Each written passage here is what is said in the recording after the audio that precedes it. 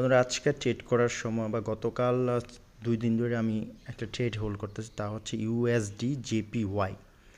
তো এই ট্রেডটা নেওয়ার পরে আমার সাইকোলজি অনেক নষ্ট হয়েছে এবং আমি এই ট্রেডে কী ভুল করছি সেটা আপনাদেরকে আমি আজকে শেয়ার করব। মার্কেটটি আপনারা একটু লক্ষ্য করেন, এখানে ভলিউম দেখাচ্ছে অনেক, ঠিক আছে, ভলিউম প্রায় আপনার অলমোস্ট 29,900 কে, মানে 29,000 ভলিউম এটা। তো একেবারে একটা ক্যান্ডেল দেখেন কত দূর চলে গেছে। এই যে একটা বড় ক্যান্ডেল, ঠিক আছে, এই যে একটা বড় ক্যান্ডেল সৃষ্টি করছে। এই ক্যান্ডেলটা আমি ট্রেড নেই আরএসআই দেখে, আরএসআই আরএসআই দেখে আমি ট্রেড নেই। কিন্তু আরএসআই দেখে ট্রেড নেওয়ার পরে এই যে ফেয়ার ভ্যালু যে গ্যাপটা আছে, গ্যাপটা পূর্ণ হওয়ার আগেই আমি আবার এই আরএসআই আমি কনফার্মেশন পাই। কিন্তু আরএসআই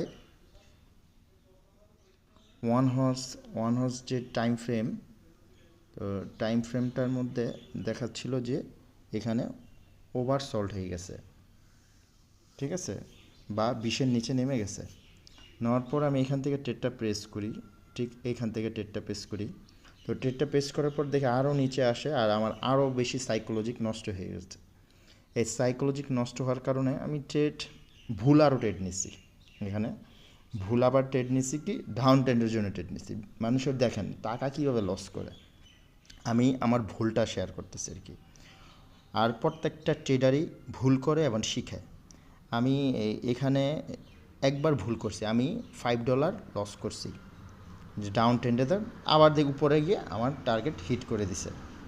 তা আবার আমি ট্রেড নিতে চাইছি, তবে তখন আমি ট্রেড প্রেস করতে যাই, তখন আমার নিজের কাছে মনে হয় আসলে তো আমার মাইন্ড নষ্ট হয়ে যাচ্ছে।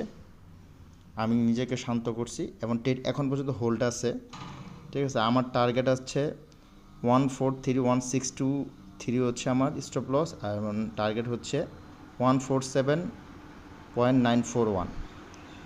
আপনাদের সবার কাছে শেয়ার করলাম। ভিডিওটা ভালো লাগলে লাইক কমেন্ট শেয়ার করেন।